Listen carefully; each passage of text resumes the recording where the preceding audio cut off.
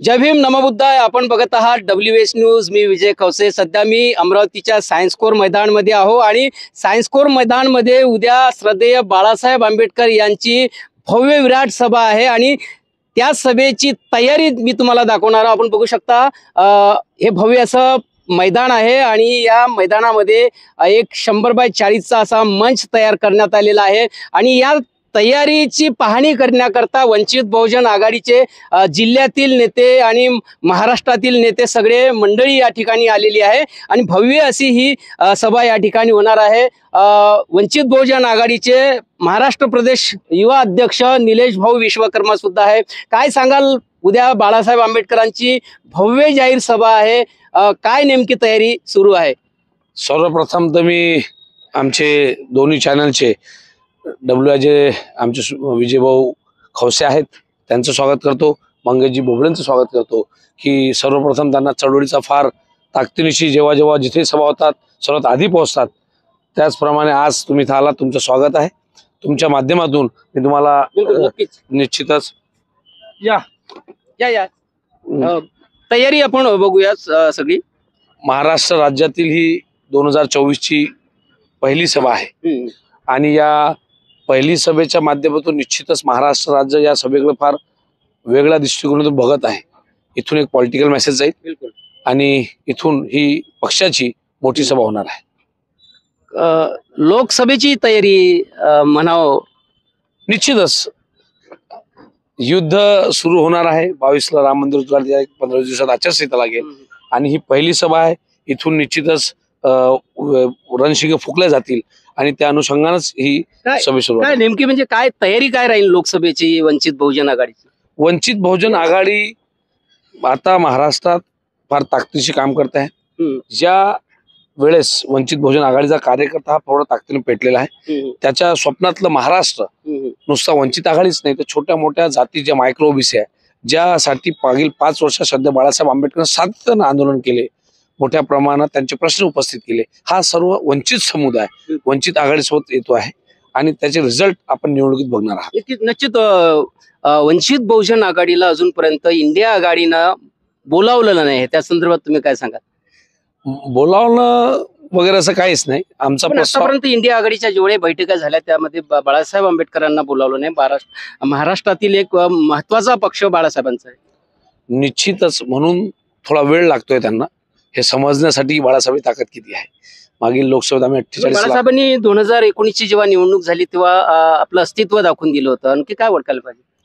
नाही, आम्हाला त्यांची ओळखीची गरज नाही किंवा त्यांच्या सर्टिफिकेटची गरज नाही. आमची 48 लाख मतं या महाराष्ट्रात लोकसभेत आहे, त्याची पुनरावृत्ती पुन्हा होणार आहे.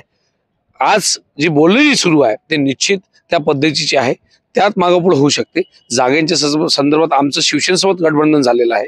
इंडिया आघाडीत सेना उभाठा असेल, राष्ट्रवादी असेल, शरद पवार गट आणि काँग्रेस असेल, या सर्वांचं समीकरण असं होते, त्या अनुषंगाने तिकीट वाटप होईल. नक्कीच बोलावणं अजूनपर्यंत आलं नाही, पण तरी पण वंचित बहुजन आघाडीने एक फॉर्म्युला दिलेला आहे, 12-12चा फॉर्म्युला. मग 12-12 फॉर्म्युला देण्याची वंचित बहुजन आघाडीला काय गरज होती?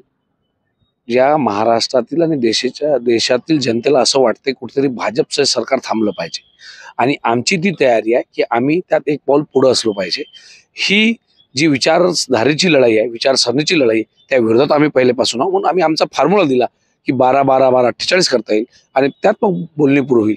शेवटी राजकारणात उद्या मागच्या 5 वर्षात जो आमच्यावर आरोप झाला तो पुन्हा होऊ नये त्यासाठी पहिली स्टेप आम्ही घेऊन चुकलेलो आहोत. जर समजा इंडिया आघाडीमध्ये जर समाविष्ट नाही केलं जर नाही तर मग वंचित आघाडीची काय दिशा राहील? म्हणजे सोबळावर निवडणुका लढतील. शिवसेनेसोबत आमचं गठबंधन आहेच, त्यासोबत आमची बूथपर्यंत टीम महाराष्ट्रभर बांधण्याची सुरुवात आहे, ज्या अंतर्गत आम्ही आमच्या तयारीत परिपूर्ण आहोत. कारण मागच्या लोकसभा लढल्या त्यानंतर आमची ही लोकसभा तयारी आहे. पक्षाच्या अनुषंगाने त्यावेळेस ते निर्णय घेण्यात येतील. आज पक्षाची भूमिका आहे, निश्चित आपण आघाडीत गेलो पाहिजे, त्या अनुषंगाने प्रयत्न सुरू आहेत. निश्चितच तुम्ही संपूर्ण महाराष्ट्रभर बाळासाहेब आंबेडकरांसोबत फिरत आहे आणि तुम्हाला एक महाराष्ट्राचा एक चांगला अनुभव जर आलेलाच आहे. जर समजा 2024च्या निवडणुका सुद्धा जर आपण सोबळावर जर लढलो तर 2019ची स्थिती निर्माण होईल. 2019 आणि 24 फार अंतर आलेलं आहे. आज लोकांना लक्षात आलेलं आहे की त्यांच्यासोबत नेहमी फसवेगिरी झालेली आहे. महाराष्ट्रात 3 चाके सरकार, त्यांना फक्त पोस्टरबाजीमध्ये आनंद आहे.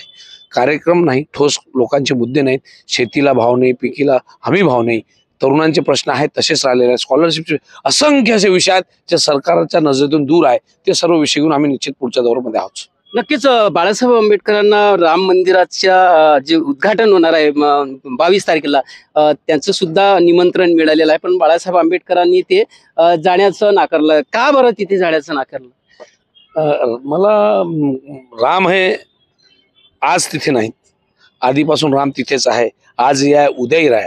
भाजपने तो स्टंट त्या दिवशी पोकारला, त्याच दिवशी जाऊन दर्शन करा असं कुठं लिहिलं आहे? आम्हाला जेव्हा वाटेल तेव्हा दर्शन जाऊ. त्यांच्या इव्हेंटचं त्यांनी इन्व्हिटेशन दिलं, त्यांच्या भाजपच्या इव्हेंटला जायची गरज नाही. म्हणजे काय ते भाजपचं इव्हेंट आहे असं तुम्हाला वाटतं? 100% राम आमच्या मनात आहे, राम भोजनांच्या मनात आहे, राम सर्वांच्याच मनात आहे. राम काही आज अयोध्येत अवतरलेलं नाही, त्यामुळे आमच्या सोयीने आम्ही दर्शन करू. आणि त्यावेळेसही रामांना खऱ्या अर्थानं साथ आहे हे वंचितांनी दिली होती. रामाला साथ सर्वात प्रथम निषाद राजने दिली होती, त्यानंतर केवटनं साथ दिली होती. हेच वंचित समुदाय रामाच्या सोबत सोबतीला होते, हे विसरता कामा नये. म्हणजे रामाला साथ राहीलच काय मग नंतर? राम हे प्रभू म्हणून स्वीकार्य आहेत. राम यांनी भाजपचा जो मोठो आहे की रामाला त्यांनी हायजॅक केलेला आहे, ते राम आमच्या काही कामाचे नाही. भाजपच्या रामाला तुमची साथ नाही? निश्चितच नाही. नक्कीच. आणखी दुसरा प्रश्न घेतो आहे. काँग्रेसचे राहुल गांधी यांनी सुद्धा भारत जोडो यात्रेमध्ये येण्याच्या संदर्भात बाळासाहेबांना एक निमंत्रण दिलेलं आहे, ते सुद्धा निमंत्रण बाळासाहेबांनी नाकारलं. कसं आहे की आता आमचं शिवाजी पार्कला मोठी सभा झाली, संविधान सन्मानमध्ये आम्ही राहुल गांधींना इन्व्हिटेशन पाठवलं, त्यांच्याकडून नाना पटोले. वेळोवेळी देशभरात वेगवेगळे, कारण बाळासाहेब आंबेडकर हे फक्त महाराष्ट्राचे नेते नाही, त्यांचा एक वारसा आहे. श्रद्धे बाबासाहेब पासून का सांगतो त्याच प्रश्न येतोय. तर हे फार देशाचं लिडरशिप आहे, त्यामुळे येणं आदान प्रदान होणार आहे. होऊ शकते त्यांचं इन्व्हिटेशन आलं आहे, त्याच्यावर पक्ष विचार करेल, त्यावेळेस ती स्थिती आल्यास त्याला जॉईन करू.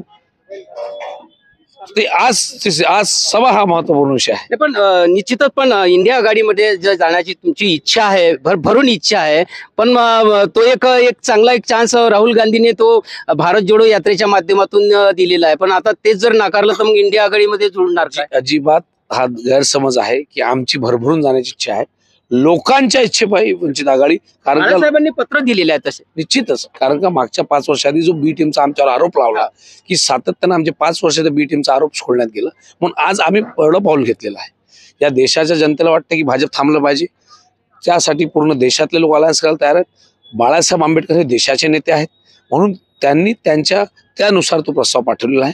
त्या प्रस्तावावर त्यांची चर्चा करण्याचा बॉल जो आहे आता काँग्रेसच्या कोर्टात आहे, तो आमच्या कोर्टात नाही. नक्कीच. काय 2024चा काय नेमका एजेंडा आपल्या वंचित बहुजन आघाडीचा? निवडणुकीत जो सातत्यानं लोकांनी आता तुम्ही मुद्दा घेतला राम मंदिराच्या संदर्भात, असे अनेक मुद्दे आहेत जे लोकांचे मूलभूत प्रश्न सोडून भलतीकडेच विषय चाललेले आहेत. आणि कुठंतरी तरुणांना, महाराष्ट्र जनतेला, शेतकऱ्यांना फार अपेक्षा आहे की कोणीतरी त्यांच्या जे काम आहेत त्यांना वाचा फोडतील, त्यांना मदत करतील. तो विषय कोणी घेत नाही आहे. पण या निवडणुकीच्या माध्यमातून मोठा राग मोदींचा असेल, भाजपचा असेल, हा निश्चितच तुम्हाला लोकसभेत. शेवटचा प्रश्न. बाळासाहेब आंबेडकर मराठ्यांच्या समर्थनार्थ सुद्धा जरांगे पाटलांना भेटले आणि दुसरीकडे ओबीसीच्या सभेमध्ये सुद्धा बाळासाहेब तिथे सुद्धा जाऊन बोलले. काय वाटतं का तुम्हाला? म्हणजे बाळासाहेब ओबीसी सोबत सुद्धा गेले आणि इकडं जरांगे पाटलांसोबतही काय चालतं का हे? म्हणजे राजकारण मुळीच नाही. श्रद्धेय बाळासाहेबांनी ओबीसीसाठी मंडल आयोग पासून केलेले आहेत. ज्यावेळेस कोणीच नव्हतं, ती खरी लढाई श्रद्धेय बाळासाहेब आंबेडकर लढली. आपण जर शिवाजी पार्कचं भाषण ऐकलं असेल, त्यात बाळासाहेबांनी त्यांची भूमिका केली. सरंजामशाही मराठा वेगळा, गरीब मराठ्याचा आवाज जरांगे पाटलांच्या पहिले बाळासाहेबांनी महाराष्ट्रात उसवलेला आहे. ते दोन्ही भूमिका आहे आणि ते स्पष्ट शब्द त्यांनी सांगितले. जरांगे पाटलांच्या संदर्भातच नव्हे, तर मराठा समाजाला सांगितलं की त्यांचं ताट वेगळं राहील, ओबीसीचं ताट वेगळं राहील. ही भूमिका आमची क्लिअर आहे. आणि मला वाटत नाही की देशात बाळासाहेबांसारखा द्रष्टा नेता नसेल जो आज ते भूमिका जाऊन, आणि दोघाही समाजाला, आज मी जे मराठा समाजाच्या तरुणांना भेटतोय त्यांच्या मनात कुठेतरी ह्या अपेक्षा आहे की बाळासाहेब आंबेडकर आम्हाला न्याय देऊ शकतात, तेच देऊ शकतात. आणि ओबीसीची साथ तर बाळासाहेबांनी पहिल्यापासून दिलेली आहे. उद्याच्या सभेच्या संदर्भात काय तुम्ही आवाहन करणार आपल्या अमरावती जिल्ह्यातील आणि संपूर्ण महाराष्ट्रातील वंचित बहुजन आघाडीच्या कार्यकर्त्यांना? W1 आणि WH आणि MB न्यूजच्या चॅनलमध्ये एवढंच सांगू इच्छितो, माझ्या तमाम श्रोतांनो, ही क्रांती आहे, हे परिवर्तन आहे आणि तुम्हाला यात यायचं आहे तुम्हाला हक्काचं महाराष्ट्र राज्याचा अध्यक्ष म्हणून मी आवाहन देतो आहे. आपण यावं. अमरावतीची ही सभा विचारांची सभा आहे. मोठं परिवर्तनाची लाट इथून सुरुवात होणार आहे. म्हणून माझ्या तळागाळातील सर्व कार्यकर्त्यांना, पदाधिकाऱ्यांना, सर्वांना आपल्याला विनंती आहे की आपण मोठ्या संख्येने या सभेसाठी यायचं आहे. उद्या सायन्स कोरला आपल्याला यायचं आहे. लवकरच भेटू. जय हिंद, जय भीम, जय महाराष्ट्र.